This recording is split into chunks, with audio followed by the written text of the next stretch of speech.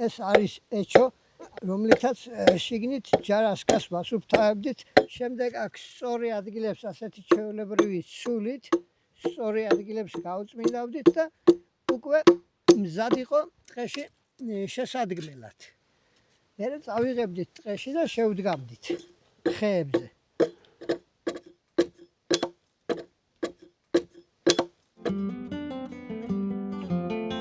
აპოლოტურად ეწერდა თაფლი აჭარელისათვის პირველი საჭიროების საგანი და შეჭამადის მაგიელია. მისი შეფასებით ძველებური მეკუთვნეობა ისე ოსტატურად საქართველოს არცერთ კუთხეში არ იცოდნენ, როგორც აჭარაში.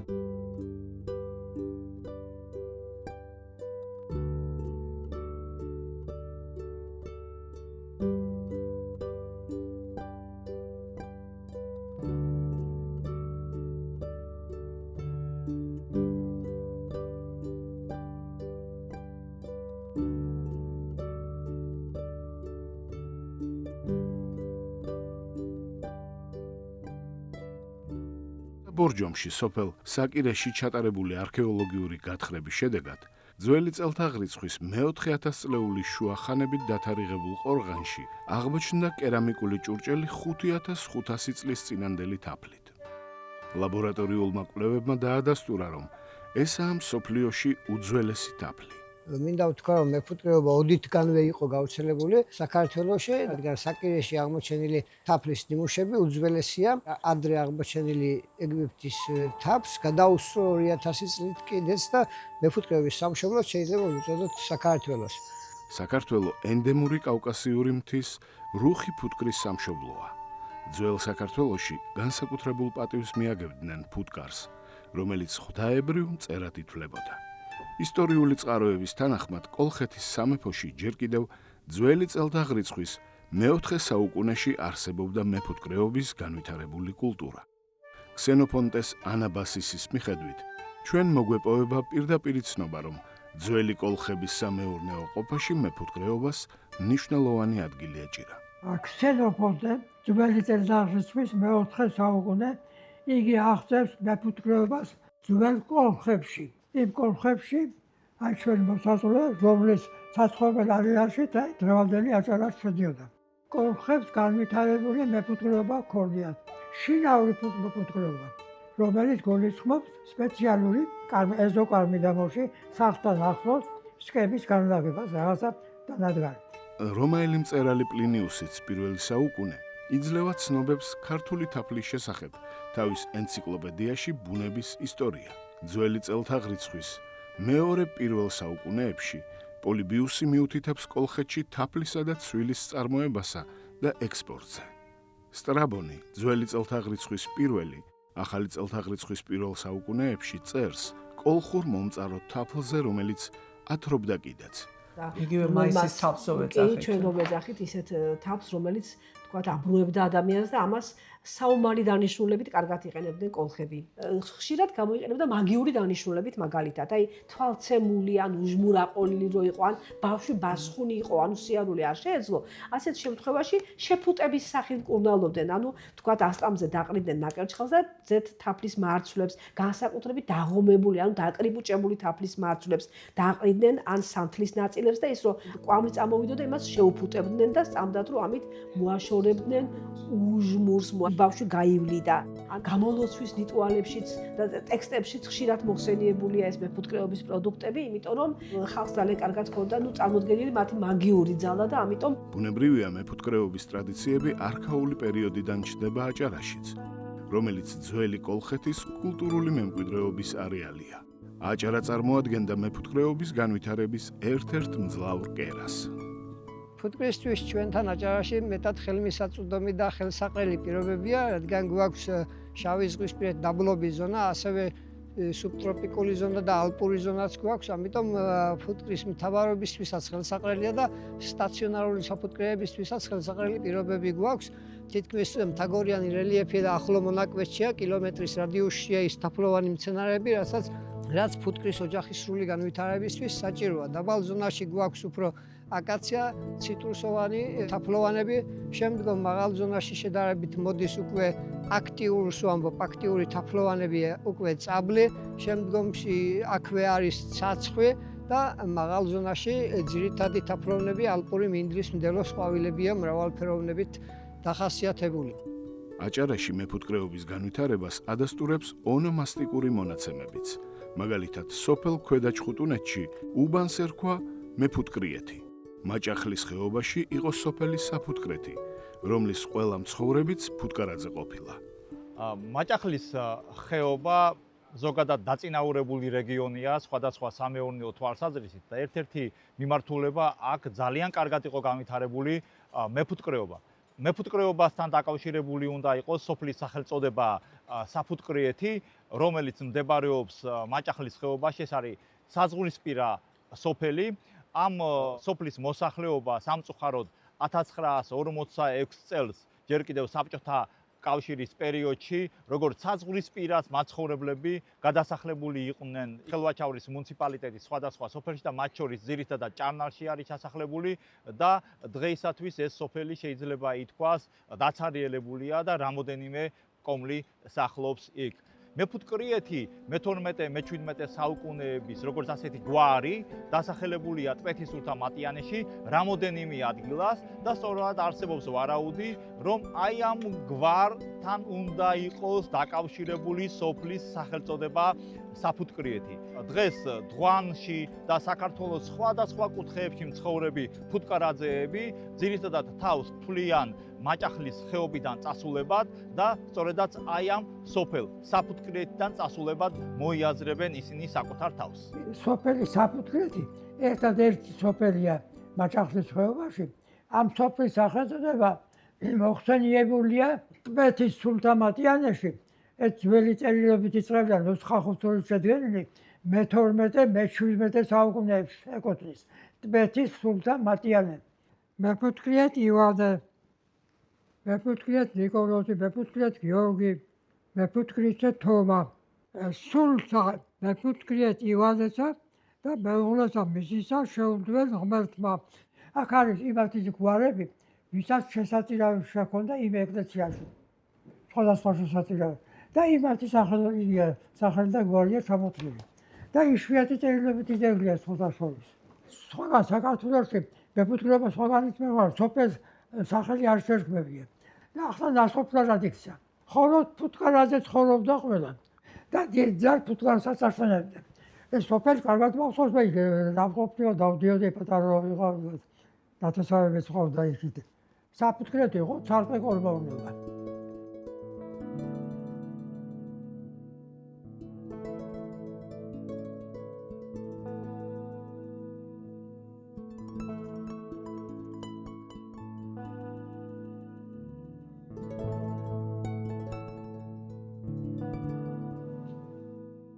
ქართული მეფუტკრეობის ისტორია წარმოუდგენელია აპოლონ წულაძის გარეშე.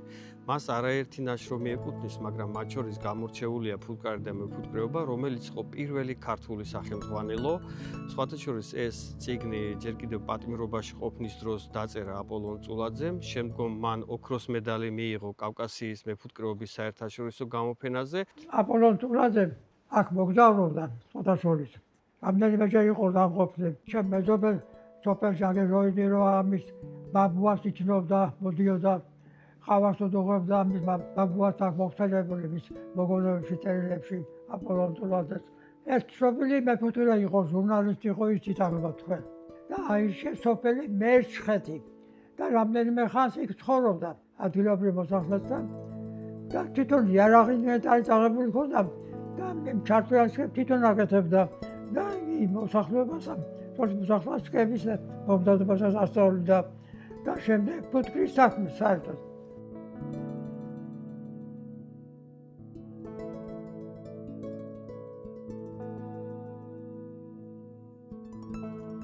აპოლონ წულაძემ თავისი ეთნოგრაფიული ჩანაწერების დრო ძალიან დიდი ყურადღება გაამახვილა აჭარის რეგიონზე და საინტერესო ინფორმაცია და ცნობები შემოგვინახა იმ დროის ხალხური მეფუტკრეობის შესახებ. ამ საკითხთან დაკავშირებით ძალიან მნიშვნელოვანია ასევე ალექსი რობაქიძის შემოქმედებას. და საერთოდ უნდა ითქვას, რომ მეფუტკრეობაზე საქართველოში სადოქტორო დისერტაცია დაცული. ისტორიის მეცნიერებათა დოქტორი იყო მაშინ. მე საქართველოს მეცნიერებათა აკადემიის კორესპონდენტი პროფესორი ალექსი რომაქიძე. ბათუმის სამეცნიერო-კვლევითი ინსტიტუტი რო გაიხსნა, აქ ეთნოგრაფიის განყოფილების ხელმძღვანელად იყო დანიშნული. იგიც მეხმარობდა სხვადასხვა მან დაიცვა პირველად დისერტაცია მეფუტკრეობა საქართველოში. ოდითგან ფუტკრის თაყვანისცემის დასტურია მეგრულ ტრადიციებში შემონახული ფუტკრის სალოცავი დღე, ჯგერაგუნა, ანანაგუნა, ფუტკრის შელოცვა. ეკლესიისთვის ფუტკრის შეწირვის წესი, თაფლში გარდაცვლილი სხეულის მუმიფიცირების ჩვეულება და სხვა. ფუტკრის სალოცავი დღე ფუკობა გურიის ეთნოგრაფიულ ყოფაშიც დასტურდება. თაფლიანი ჭადის დამზადების ტრადიცია, რომელიც თაფლი ჭადის, თაფლი კვერის სახელით არის აჭარაში ცნობილი. საინტერესოა იმიტომ, რომ ჩვენს მეზობელ გურიაში მას აქვს ძალიან დიდი რიტუალური დანიშნულება.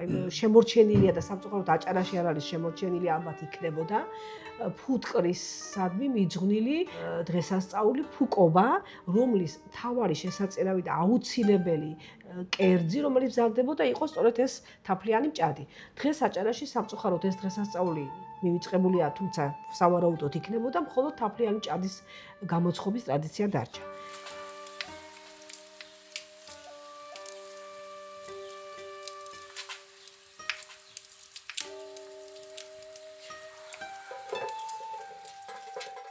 ძალიან კარგ მასალას იძლევა ის კარაბადინები, რომელიც არის აჭარაში აღმოჩენილი ხელნაწერები.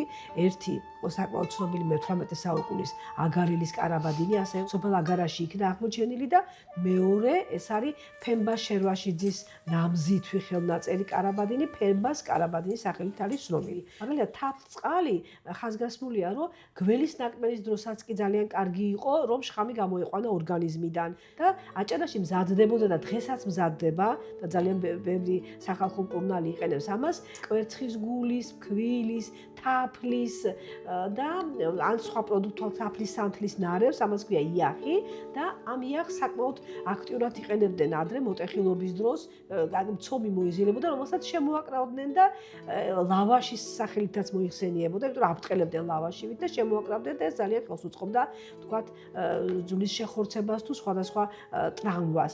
ხაბაზები, იცით თქვენ, რომანაძეები, დუმბაძეები, თურმანიძეები, ანუ დღესაც ეს საგვარეულოები აი ამ უძველეს რეცეპტებს, რომელიც მათ მემკვიდრეობით მიიღეს, საკმაოდ აქტიურად იყენებენ. 1.5 საათი დაჭირდება ადუღებას. ადუღებას რომ დააპირებს, ცოტა ცეცხლიო და გამოუნელო, რომ უცებ არ გამოიქნიოს არამი.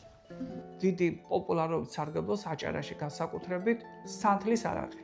სხვათა შორის უზმოზე 100 გრამი არაყი კუჭის ყულის გალკურდების ძალიან კარგი საშუალებაა. კი, ეს არის ამ რეცეპტურაში, ამ ხალხურ მედიცინაში და სხვათა შორის ისლამის მომზაურების პირობებში, როცა აკრძალული იყო სასმელი, თაფლის არაყი მაინც მზადდებოდა აჭარაში ძალიან ბევრ ადგილას და სწორედ იმით იცავდნენ თავს ახსნიდნენ, რომ მას ჰქონდა ძალიან დიდი სამკურნალო დანიშნულება, განსაკუთრებით აი კუჭნაწლავის დაავადებების დროს და როგორც აღნიშნავენ, კუჭის ყულის დროს. ასე რომ ამ თაფლის არაყის გამოხდასაც აქ ძალიან დიდი ტრადიცია აქვს და განსხვავებულიც არის სანთლის, როგორც თქვა, იმიტომ რომ ის სხვა ჩამონათლების გამზადდებოდა სანთლის ბიჭის და თაფლის კიდე განსხვავებულად. თაფლის არაყის დამჟავების პროცესში ვიყენებ ჭეოს. ჭეო თვითონ ფუტკრის აი ყვავილის მტვერი, ასეთი ყვავილის მტვერია, რომელიც გარედან შემოაქვს ფუტკარს, ეს გარედან შესვლამდე აღებულია და ამას როცა ფიჭის უჯრედში, აი ასეთ უჯრედში ჩატკებნის და ზემოდან მოასხამს თაფლს, ძემჟავა წარმოიქმნება დუღილის პროცესი, ეს დამჟავდება და ასეთი სახით ინახება დიდხანს. ანუ შიგნით სკაში არის 27 გრადუსი ტემპერატურა, 30 გრადუსი და არ ფუჭდება. ესე იგი, ჩვენ ხომ მაცივრის გარეშე ვერ შევინახავთ. აი ფუტკარი ინახავს ასეთნაირად დიდი ხნის განმავლობაში. ანუ იქ ჩატკებნილი დამჟავებული საკვები უკვე არის პური ქვია მას, ფუტკრის პური, ეს არის უკვე ჭეო. გარედან როცა ავართვამთ, ესაა ყვავილის მტვერი. აი ეს არის გადაღებული დღევანდელი თურქეთის რესპუბლიკაში ორად გაყოფილი მაჭახლის ხეობის ზედა მაჭახლის. აქ თქვენ ხედავთ, აი სახლის სიმაღლე შეადარეთ ფუტკრის სახლის სიმაღლე და მიხვდებით რამდენად პოპულარულია იქ მეფუტკრეობა და ეს ტრადიცია ფაქტურად ძირითად დარგად იქცა ჩვენებურების ყოფა ცხოვრებაში, სადაც რუხი ენდემური ჯიშის ფუტკრის, კავკასიური ფუტკრის გამოყვანა ხდება. ეს არის საზღვარგარეთ გადაღმა ზედა მაჭახელში ხდება ეს ამბავი. მაჭახლის ფუტკარი საერთოდ ცნობილია. მაჭახლური ფუტკარი. ესა ტანაწვილი და გრძელი ხორთუმი, რომელიც საშუალებას ასწევს ღმართ ჩასწევს ყვავილს და იქიდან მეტი ნექტარია მოიღოს და მეტი თაფლი მოუმზადოს. და სხვადასხვა განსხვავდა კლდის ფუტკარიც. კლდეებში ბინადრობდა ფუტკარი. იქ იყო კლდე შან ყაიანს ძახდნენ. შან ყაიან. და იქ ბუდობდა ასეთი ფუტკარი და შემდეგ ადგილობრივი მოსახლეობა იქ სკეპსას ხდებდნენ. შან პირველი სახეობაა რაღაცა. და სხვადასხვა გვარი შანეზე, შაინეზე აქედან მიღებული. აი როცა მეფუტკრა გეუნება ისე მართავენ ფუტკრები ყველაფერს, ჩვენ კი არ მართავთ მათ, არამედ ჩვენ მათი მოსწავლეები ვართ. დუნია რო დაილევა, მაშინ ილევა ფუტკარიც. იმასაც ამბობენ, რომ სამყაროს გაჩენისანავე გაჩნდნენ ფუტკრები. აი იმ უძველეს ტრადიციებს, რომელსაც რა თქმა უნდა ჩვენ საზღვრებს გარეთ ცნობილი ჩვენი ქართველები ფლობენ, ისინი ამბობენ, რომ იქ ბერები ცხოვრობენ. ეს ბერები ვინ არიან? ისინი სიბრძნით სავსე ფუტკრები არიან, რომლებიც მომავალ თაობას ზრდიან. ანუ მათ მეორენაირად გამომრჩევლებს უწოდებენ. ფუტკარი ქმნის ოჯახს, ფუტკარს აქვს სახლი.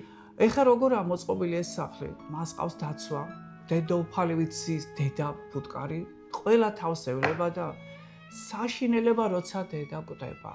ყველა როგორ დასტირის. ეს არის ადამიანური ცხოვრების სული იმიტაცია, როცა გიყვებიან ფუტკრის ცხოვრების შესახებ. ისეთი ჭკვიანია ფუტკარი, ამბობენ, რომ ისინი გზნობენ ჭექახულის ძალიან ეშინიათო და როგორც კი გზნობენ, სახლში ადრე გამორბიანო. ჯერ კიდევ ოსმალთა ბატონობის დროს დიმიტრი ბაქრაძის ცნობით ბათუმიდან კონსტანტინოპოლში, ანუ სტამბოლში გასაყიდად გახქონდათ 10,000 ოყა თაფლი და 300 ოყა ყვითელი სანთელი. ეს ბათუმიდან გადიოდა, აქ მარტო აქ აჭარაში მოძიებული თაფლი არ იყო მაგალითად და აქ ბათუმის ისეთ იყიდებოდა. დიდძალი თაფლი გადიოდა მარტო ხილოდან, ხილოს ხეობიდან. 19 საუკუნის ბოლოს და რომის გასაღების ბაზარს შეადგენდა ყარსი. ზემო აჭარის გზით გადადიოდა და ყარსში და იქ გაქონდა გასაღები. ცხენებით გადააქონდა, რა თქმა უნდა.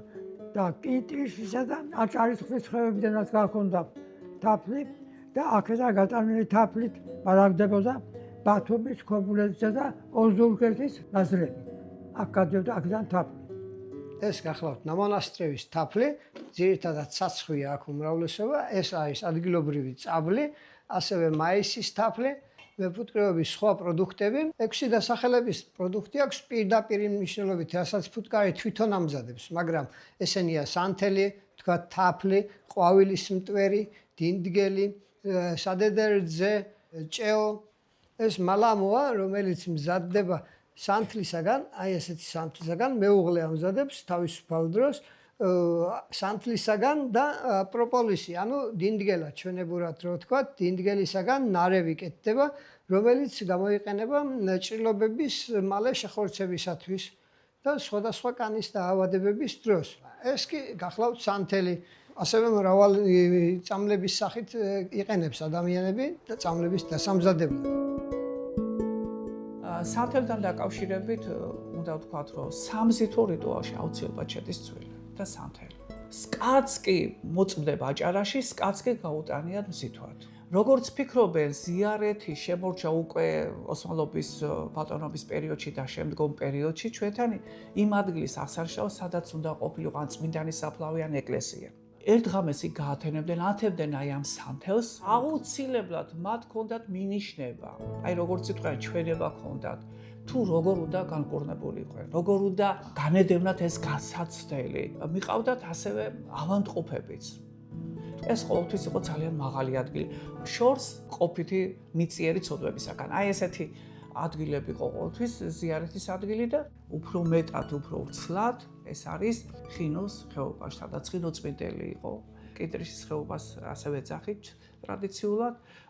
ეს ქრისტიანული ცხოვრება არასოდეს არ ჩამუტარა და აი ეს სიმბოლო, სანთელი ყველაზე კარგი, ასე ვთქვათ, მატერიალური მინიშნება ის დასანთული ადგილები, გაოცებული ვიყავით, რომ ეს ნამწვი სანთლის ეტყობოდა იქაურობას. არა და იქ მომლოცველი ქრისტიანები მაშინ არ დადიოდნენ.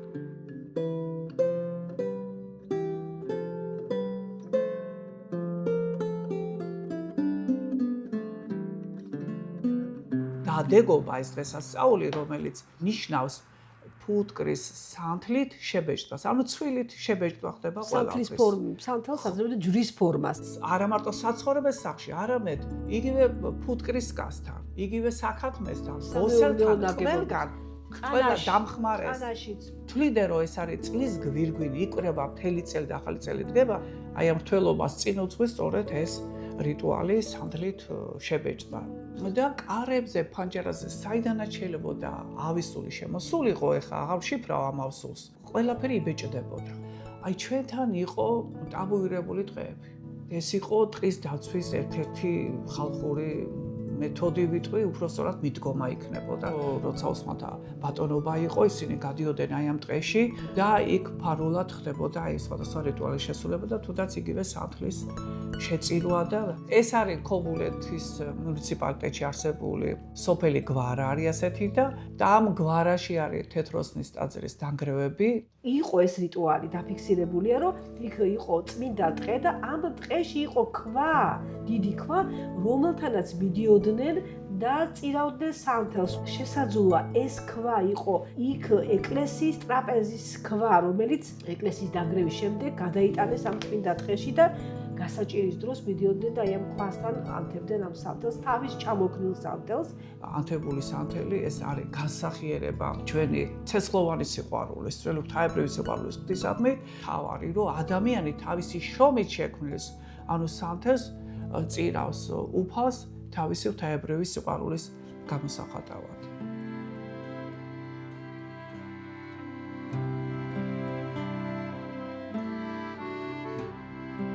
ესე იგი ჩვენი წინაპრები როგორც აქ მოიბარგენ, მეფუტკრეობას მიყვეს ხელი, შესაბამისი პირობები არის, ცაცხვი არის, სწავლი არის და აი პირველი ჩვენი წინაპარი მოვიდა, ახმედ ბაბუა ექვა, იმან დასახლდა და აი მე მახსოვს ბავშვობაში მამაჩემს უახლდი, აი იმ დღეში ყავდა დაახლოებით 100-150-მდე ოჯახი ვერ ვითვლიდით დღეში. იმ ადგილს რა ქვია? სამჭედლო ქვია იმ ადგილს.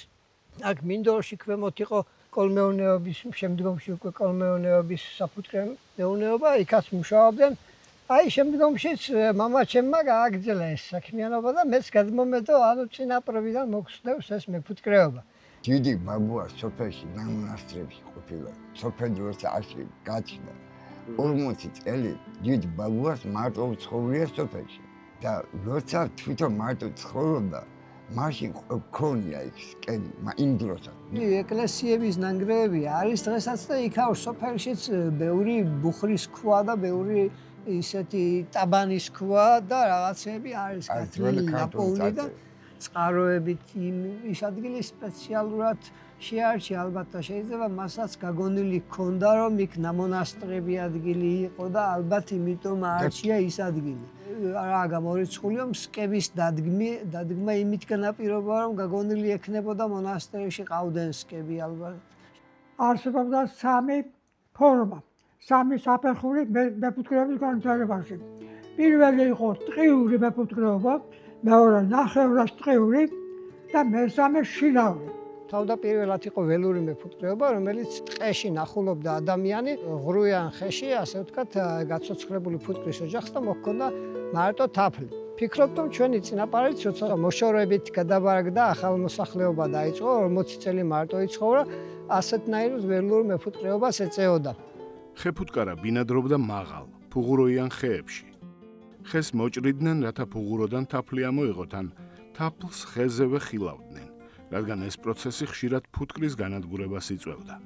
შემდეგ დამკვიდრდა ტყის ფუტკრის ხელოვნურ სკაში, ჯარაში დაბინავების წესი, რასაც ფუტკრის დაჭერას ეძახდნენ. შემდგომში ბუნებამ უკარნახა ალბათ, რომ ხეებზე ასეთი ჯარასკები დადგეს და ანუ შემდგომ პერიოდს ეკუთვნის ნახევრად ველური მეფუტკრეობა, რომელიც იმით განსხვავდება, რომ უკვე ადამიანს ფუღუროში კი არ ეძებდა ფუტკარს და თაფლს, არამედ თავის გათლილ, თავის გაკეთებულ ჯარასკაში, რომელიც ხეებზე იყო დადგმული. ტყეებში იყო ასეთი ჯარასკები. სწორედ ჯარასკაზეა ნათქვამი ასეთი გამოცანა: სახლი დავდგი ხისაო, არა ნაფოტისაო, შედიან და გამოდიან ანგელოზნი ღვთისაო, რაც მიუთითებს, რომ ფუტკარი ზოგადად გასულიერებული არსება იყო ადამიანისათვის და მიჩნეული როგორც ღვთის საჩუქარი და ღვთის ნობათი. კაცობრიობას და მათ შორის ქართველი ხალხიც უძველესი დროიდან სწორედ ასეთი მიდგომით უვლიდა მას. მე შუაში ასეთი ხიდი ქვია მას, ხიდს ჩავდგამდით ასეთნაირად, რომ აქნამდე იყო იგი. თითქოს ფუტკრის საზღვარი. აქნამდე მისი საარსებო ადგილი იყო, ამისაკეთ რაც გამოცდებოდა, ის იყო ჩვენთვის ამოვიღებდით, ანუ ჩვენთვის იყო ნორმა, ამას რომ აქნამდე რომ მივიდოდით, ხიდამდე გავჩერდებოდით. მეც აღარ გამოვჭირდით. ჩვენ სახეზე გვაქვს ჯარასკის ერთ-ერთი ვარიანტი. ადამიანმა დაიწყო ჯარასკის ხიდან თავის საკარმიდამო ნაკვეთში საფუტკრეთში გადმოტანა და სწორედ ასეთ ხის ხიმინჯებზე აგებდნენ და დებდნენ ჯარასკებს და დღესაც ამ ტრადიციას აგრძელებენ. აჭარის მეფუტკრეობაში ძირითადად გავრცელებული იყო ორი სახისკა. უძველეს სახეთ ითვლება ორ ნაწილად გაყოფილი, ხის მორისგან გამოთლილი, გულამოღებული ტრადიციული ჯარა. საქართველოს სხვადასხვა მხარეში მას როგოს, ბუკის, გეჯას კასაც უწოდებენ. ჯარას მსგავსი იყო კასრისებური ფორმის კოდანა ყავრანი, რომელიც როგორც ჰორიზონტალურად, ისე ვერტიკალურადაც იდგმებოდა. იგი მზადდებოდა როგორც მთლიანი, ისე ორი გულამოღებული მორისაგან. მთლიანი მორის ყავრანს ბოლოებზე სახურავი ჰქონდა მორგებული.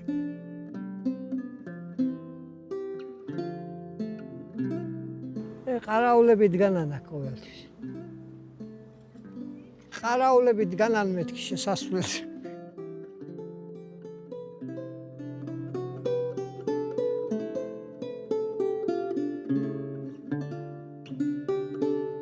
ტყის მასივებში მაღალ ხეებზე სკების შემოწყობა. ეს თალიერი სკებს აწყობდა და შემდეგ ფუტკარი მჟავდებოდა. ამ თალიერ სკებში ბუდობდა მე იკეთებდა ბუდეს. თალიერი სკები. ამას ქვია სკის გაცოცხლება. ტყეში უკვე ძნელი გახდა მოვლა, დაავადებები შემოვიდა თანდათანობით და ადამიანმა უფრო მოაშინაურა და ასეთ თანამედროვე დადანის და რუტის ტიპის სკებში გადაიყვანა ფუტკარი. შემდგომში უკვე კომუნისტების დროს იყო საფუტკრე მეურნეობები, ისიც უკვე ასეთი დადანის ტიპის სკები იყო. სამრეწველო სახე მისცა უკვე, მოამრავლა სკები სახლშიც, ტყეშიც და 30-იან წლებში გაჩნდა პირველად ჩართვიანი სკები ხულოს რაიონში. ხულოს რაიონის სოფელ მერჩხეთში. მერჩხეთი, ღორჯომის ხეობაში ეს სოფელი. თანამედროვეობაში ფართოდ გავრცელებული სახეა ოთხკუთხა ფორმის დადანის ტიპის ჩარჩოიანი სკები.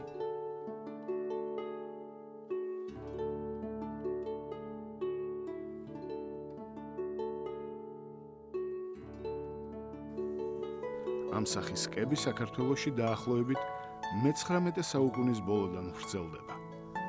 თაბლი შემოტანილი აქვს. ეს არის შქერის თაბლი შემოტანილი, მაგრამ ძირში ამ თაბლს არ ვართმევ. ამას ვაზამთრებ თავისი 12-ვე რამკით. სართულზე საკუჭნაოში ვიღებთ თაბლს, დასაწურ თაბლს.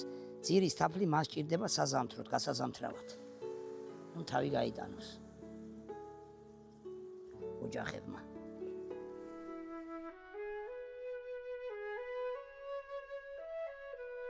შინაური საფუტკრეები აჭარაში ეზოკარმიდამოში ცალკე იყო განლაგებული. საფუტკრეს ცალკე ადგილს მიუჩენდნენ, ან სკებს ნალიის თუ სხვა შენობების ირგვლივ ალაგებდნენ. აქ ვამოწმებთ სინესტეს, რამე ხომ არ აქვს სინესტე ჩასული. საქართველოში ოჯახის გაყოფის დროს სკაც ნაწილდებოდა ძმებს შორის, როგორც საოჯახო ქონება. როგორც კი აქედან გავნაწილდი და წავედი, მომიწია 9 სკა, ასე ვთქვათ, ჯარასკა. ძმების განაწილების დროს, ხო? ხო, კი, და ამ 9 სკა მე გადავიყვანე ჩვეულებრივ დადანის ტიპის სკებში, ვამრავლებთ და მყავდა თანდათანობით ყოველწლიურად მომატებდი და მყავს დღესაც 150-მდე ოჯახი, მაგრამ მამისეულ ტყეში დადგი, ხო? რამდენიმე წლის წინ ნახე ის ძველი ბავშვობაში ნამყოფნი ადგილები, სუროსაგან გავანთავისუფლე ხეები, მოვთე და საწყობი ადგილები და ის 9-ნივე დავაწყე იქ. გაცოცხლდებოდა ყოველწლიურად 3-4 მაინც 5 ხანდახან გაცოცხლდებოდა.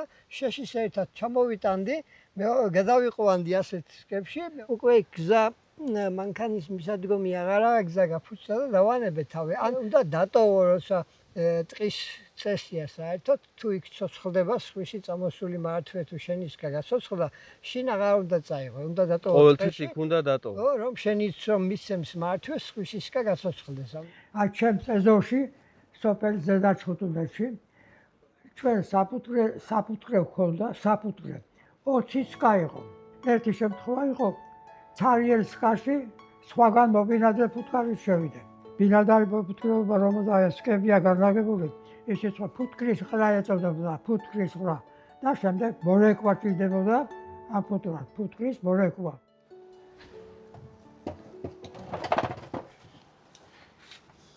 შენ ახლა ქალაქს ამჯობინეს სოფელში წამოსვლა მართალია, მაგრამ სკების ამბავი ხომ არ გაინტერესებს, შენი სკები როგორა? გახსოვს ცაცხლზე შენი სკა რომ იყო შემოდგმული. ის ამბავი მოყევი. მამაჩემი სანამ ცოცხალი იყო, მეუბნებოდა სკები უყვარდა ძალიან და მინდორს გააღმართე, დინას გააღმართე, სადაც ტყე ჰქონდა, იქ ხე უთხვილის ხე ნახა ტოტი და აქ იმ ტანთანო აი ხე ჩამოს შესვა, გამოწახნე შევსვი, დავჯერ ხეზე დავჯერ კიდე ისე და ის უთხმელის ტოტი დიდხანს ლებს ახლაც წაიოს მგონი ხო? კი, არის. ასეთი ნიმუშია ეს მაკეტი ხეზე როგორ დგამდით სკას, არა? ამოტოხნი რომ ოთხკუთხედა შესვა, ხვრელი გააკეთო, შესვამ და გახდება, ანუ ამის ადგილას ჩამოსადები მიეცემა და ის უთხველი იყო კინასავით მაგარი და ალპებოდა წლების განმავლობაში. ახლაც არის ეს რომ ამბობს, ის ახლაც არის ხეში, მიხვდით. ისეთი იგია გამძლე. მე როცა წამოვედი, მე მომიწია განაწილებაში, 9 სკა მომიწია და იმის შემდეგ გავამრავლე, მაგრამ ეს ჩემი ძმა რომ განაწილდა, შენ მაშინ ტოლები იყავით, შენ. ჩვენ ტოლები ვიყავით, ახლა რომ ეს სოფელშია, ის უფროსია. ფუტკარი ან ზიარი ფუტკარი როცა ყავდათ და განაწილება, ან თაფლის განაწილება, ან რაღაცის განაწილება რო ქონდეთ, მაგას დანაქცევდნენ ყველგან ფუტკართან გულის კენა უნდა აღშინდებოდა, როგორც არც ერთ მხარეს, არც მეორე მხარეს უნდა ყოფილიყო მოლაპარაკებით, გულის კენა აღშინდებოდა. შეგვაყვარა, შვილებს შეგვაყვარა ეს ძალიან ბუნებაში საოცარი მწერი, რომელიც მარტო თაფლი და შემოსავალი არაა, ვთქვათ, მარტო პროდუქტები, ის დიდი როლი უკავია ეკოსისტემაში და მე დღესაც მოუწოდებ ყველას, სადაც დავდივარ, ყველგან ეს ლაპარაკი მაქვს, რომ ფუტკრის დამტვერვით მიღებული შემოსავალი ბევრად მეტია, ვიდრე თვითონ თაფლი. ამიტომ ამაჩემს დიდი როლი მიუძღვის ამ საქმეში. მან იყო ერთ-ერთი სტიმული ჩვენთვის ბავშვებისათვის, რომ დაახლოებით 70-დან 80 წლამდე, ესე იგი ამ პერიოდში კომუნისტების სანაშენე საფუტკრე მეურნეობაში, კოლმეურნეობაში მუშაობდა მეფუტკრეთ და ახლა დღეს რომ მე ფუტკრის ზის წარმოებით ვარ დაკავებული, ესეც მისი დამსახურებაა და მეტად მნიშვნელოვანი პროდუქტია. აი ეს არის ბაბუას ნაქონი, ხელით გაკეთებული. მახარას ეძახიან. ამით ავყავდი ხეზე, მოაჩემს რომ პატარა ბავშვი 3-4 წლის ბავშვი დაჯექი მაინც და ფუც დამიჭერო, კაი ადგილზე ჩამარჯვენდა და საფუტარს მომცემდა მაინც. აქვე არის ბაბუას ნაქონი ძველი ის ინსტრუმენტები, რომლებიც ჯარას მოსათლელად იყენებოდა, გამოიყენებოდა, ხეზე ხდებოდა ამ დამხმარე საშუალებებით ჯარას განთავსება. მთელი წლის განმავლობაში, მთელი დროის განმავლობაში ხეებზე, ტყეებში იყო. კიბეს ასე ტოვებდნენ ხეზე მიყუდებული, ეს კიბე იყო ისეთი დამზადებული, რომ ადამიანის სიმძიმეს უძლებდა, მაგრამ როგორც კი დათვი წავიდოდა, ჩატყდებოდა და პირველ რიგში არჩევდნენ წიფლის ხეებს, წიფლის მაღალ ხეებს. იმიტომ რომ ფუტკარს ნადირით დათვით ეტანებოდა ხშირად და იყო შემთხვევები, ეთნოგრაფიული მასალების წარწერილი გვაქვს, ისეთ ხეებზე ადიოდა, თუ ასეთი ხეები იყო და ჩამოაგდებდა სკას და შემდეგ თაფს ეტანებოდა. ასეთ საფეხურებსაც არ აკეთებდნენ. ტოტებიანს შეარჩევდნენ და იმ ტოტებიანს ღჯას უძახდნენ ჩვენში. ადამიანის წონას უძლებდა, მაგრამ დათვი რომ წავიდოდა, ჩატყდებოდა და გზნობდა უკვე აქ რაღაც ხიფათიაო და მიდიოდა, ანებებდა თავს. თუნუქის შეშტი იყო აქ ხეზე შემოხვეული, დამაგრებული, რომ ბრჭყალები ვერ მოკიდოს და ვერ ავიდეს. ტყეებში ცარიელი სკების შემოწყობას, შემოლავებას და სკების გაცოცხლებას. ბოგილი და რო გითხები რატო ქვია, იმიტომ რომ იქ ფუტკრის სქეებს აწყობდნენ და ეს აი ფუტკრის დასადგმელი ადგილები.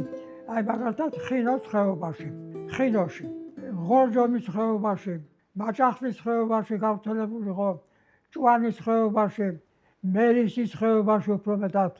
მერისის ხეობა მეფუტკრების ბუდეთ იყო აღიარებული. აი ჩემ ბიძას დავყვებოდა მაღალ ხეებზე რო ადიოდა, ვუყურებდი როგორ ადიოდა და იქიდან თავს ხრობდა. სხვათა შორის ასასვლელად იყენებდა დიდ სხვილ თოკებს, რომელსაც ჭაპანი ეწოდებოდა. ჭაპანი ცაცხვის თელის ხისაგან ამზადებდნენ ასეთ დიდ თოკებს.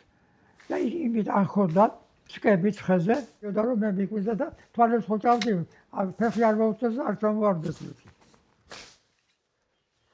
გაკაფისთვის წალდია საუკეთესო.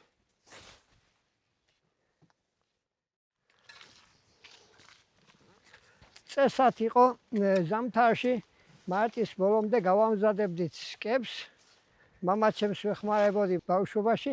აპრილის ბოლომდე გავასუფთავებდით, ხის სირებში მივიტანდით და შევარჩევდით ხეებს იმის მიხედვით, რომ ისეთ ხეზე დათვი რომ ვერ ავიდოდა.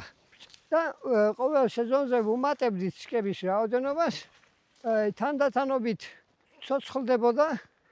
მეზობლისა იყო თუ შენი იყო, არ ჰქონდა მნიშვნელობა, ცოცხლდებოდა და გლეხი მივიდოდა შემოდგომაზე, ხილავდა, ხილვა ქვია პროცესი. ჩურუგას ბოლოს ხილავდა და წამოიღებდა თავს.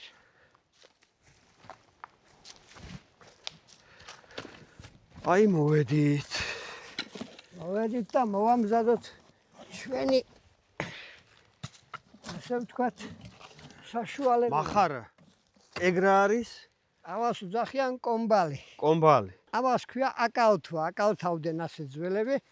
ამ მეორე წვერს ხელში მყარად დაიჭერდნენ, რომ არ გაგივარდეს ხელიდან.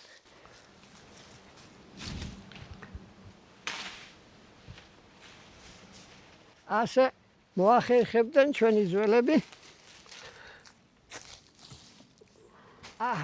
ეს ჩამოვიდა და ამაზე მოაბამთ მეორე თოქს. ანუ ეს სპეციალური მაგარი თოკია. ადრე უძახდნენ გრაცანას თოკვიო, გრაცანას თოკვი ერქვა. ხეზე ასვლას თავისი მეთოდი ჰქონდა, რომ არ დაღლილიყავი თოქზე ასვლის დროს, ასე იქცეოდნენ ძველები. აი ეს ერთი ფეხი უნდა მიადგა აქედან, მეორე ფეხით ასე გამონასკნო, ზეიდან დაადგა.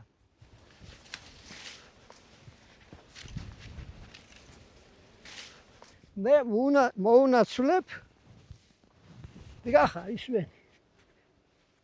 ასე მიდიხარ.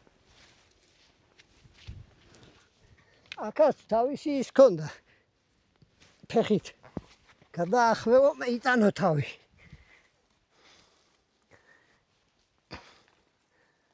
ამას გადმოვდებ მე მყარტანზე და ჩამოუშვებ. ჩამოუშვებ, რომ მომაწოდოს ახლა მახარა. ჩამოუშვიაბა. თოკი ამ ხეზე უხეშად ჭიდროთ ბრუნავს და ამით სკას ვერ ამოიტან. ამიტომ ამ მახარაზე როგორც ჭოჭონაკი ადვილად ამოვიტანთ სკას. ამ თოკით ხდება ახლა სკის თუ ყველაფერი სატანა. ინსტრუმენტები თუ რამე დაგჭირდება აქა.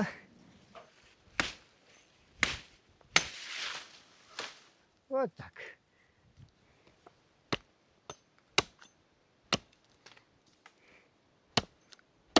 მაიკოლოფიცო მომოვიტანოთ.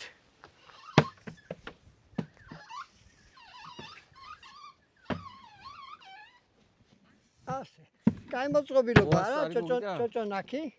აი ასეთ ხის ყუთში, რომელიც გაჟღენთილი იყო და თავს არ ატარებდა, გამოჭრილ ფალაყებს ვაწყობდით და ეს თავს დავახურავდით, რომ ფუტკრები არ შეგვესიონ და იგივე თოკით ვუშვებდით, წინში მოქონდა სახში. ერთ სკაზე ამოდიოდა 30-40 კილო თაფლიც კი.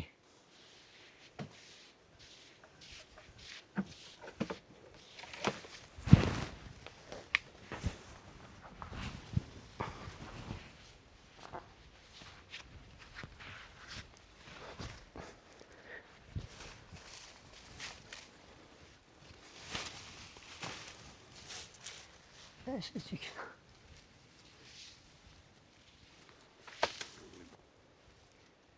ადვილიცაა და ბევრი, რაც კიდე დიდი თოკი იყოს, მაინც მოახერხებ. მაინც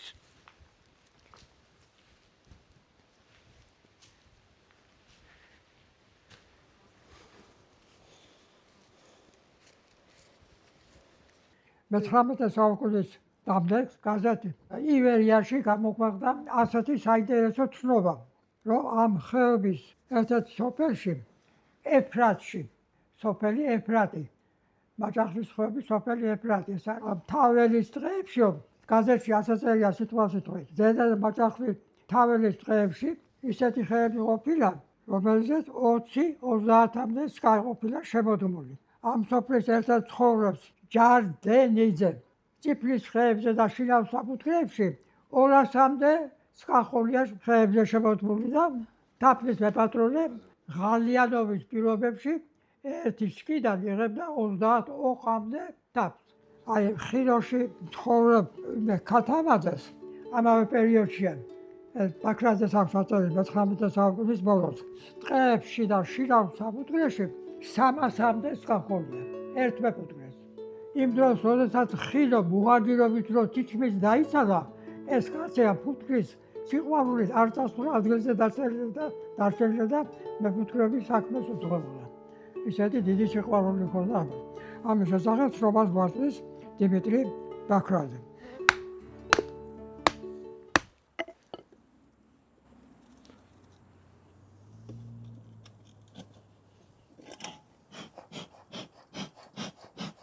საკმაოდ დატვირთულა.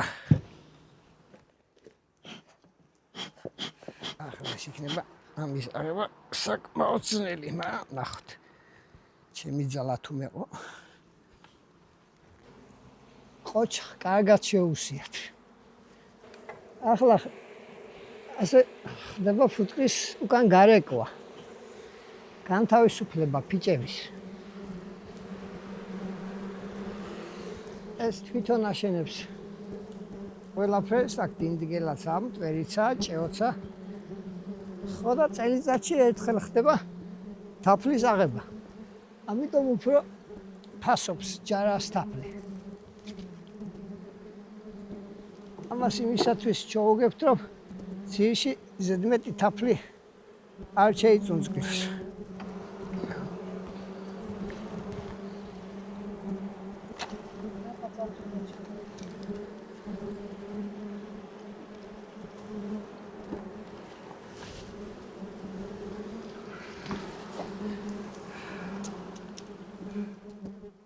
ბარაქიანად ჰქონდა ამ ოჯახს. ჯარასკას წელიწადში ერთჯერ ხილავენ და სწორედ ამაშია მისი სასარგებლო თვისებები საუკეთესო, რომ წელიწადში ერთჯერად განხილავენ. ყველა მცენარის თაფლია შიგნით. ძველები იტყოდნენ, რომ თუ თაფლი გინდა ჩურუგაში ხილეო, თუ ფუტკარი გინდა თებერვალში ხილეო. ანუ ეს ნიშნავდა, რომ ზამთარში საკვები მარაგი თუ ბევრი დარჩებოდა ფუტკარს, აუცილებლად კარგად ჯამთელად გაიზამთრებდა, ხოლო თუ თაფლის მარაგი ჩურუგაში მეტია ესე იგი.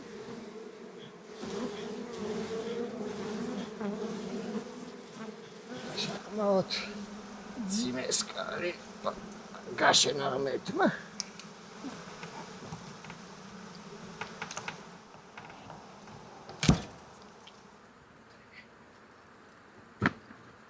ვინც ამ საქმიანობას ვერ ახერხებს და ვერ აწარმოებს, ძალიან ძნელია დღეს დაავადებების მართვა. მით უმეტეს, რომ დავამარცხეთ ჩვენ ბრაულოზა გქონდა დაავადება, დავამარცხეთ, თქვა შეიძლება ითქვას ამერიკული, ევროპული სიდამპლეები, მაგრამ ვაროა დღესდღეობით არის ახალი დაავადებაც, ტროპილელაფსოზი შემოვიდა ჩვენში, აჭარაშიც დაფიქსირდა უკვე, იქეთ გურია იმერეთიდან, სამეგრელოდან შემოვიდა და თუ დროზე ვერ გავიგეთ, ძალიან ვერაგი პარაზიტია, ასე ვთქვათ, დადანის ტიპის სკეპს მეტი უპირატესობა აქვს მოვლა შენახვის მიმართულებით, უფრო ადვილია და უფრო ადვილად სამართავია და 80% მცენარეული კულტურები, მარცვლეული კულტურები, ჩვენი საკვების 80% ფუტკრის ჯვარედინი დამტვერვის შედეგად მოდის და ამიტომ ამხელა მნიშვნელობა აქვს ფუტკარს სუფრის მეურნეობაში, ადამიანის ცხოვრებაში და ფუტკრის ოჯახები დღითიდღე იღუპება, ყოველწლიურად მცირდება ფუტკრის ოჯახების რიცხვი, როგორც აჭარაში, ისე საქართველოში და ამიტომ მოიკლო ჯარას რიცხვი, თუმცა რომ შემორჩენილია ეს დღესდღეობით დასაფასებელია და უნდა დაუდგეთ ყველამ გვერდით ისეთ მეფუტკრეებს, ვისაც ჯარა ყავსო, ეს ჩვენი აჭარული ტრადიცია არ დაიკარგოს და აღორძინდეს. მაშინ თუ 2000-ის სახში ყავდა სოფელში თანდათან სოფელმა გამრავლდა და 22 კომლი ცხოვრობდა. ახლა 7-8 კომლი ცხოვრობს დარჩენილი და უმეტესი ბათუმშია წასული და ხანდახან ზაფხულში ამოდიან და იქ სოფელში 100-ის თუ იქნება ახლა. ეს ფიქრობ ეს ყველაფერი მოქმედებს ოჯახებზე და ეკოსისტემაზე, თოთ დამტვერვაზე რომ ვაშლი და ხილი და აღარ მოდის ხეჭეჭური ძველებურად, ფიქრობ ამის ბრალია.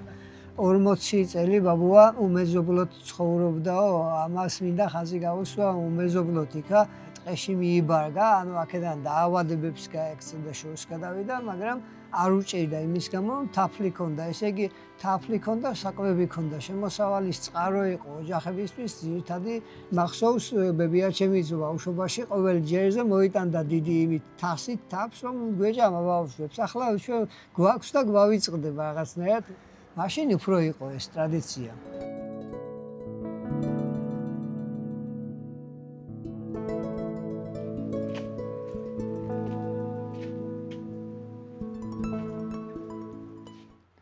ცივი წყაროს წყალი მოვიტანეთ. მიეჩვით კემრიელად. განსხვავდება ჩვეულებრივი წყალის და თაფლიც არ აქვს. მოვიტანეთ.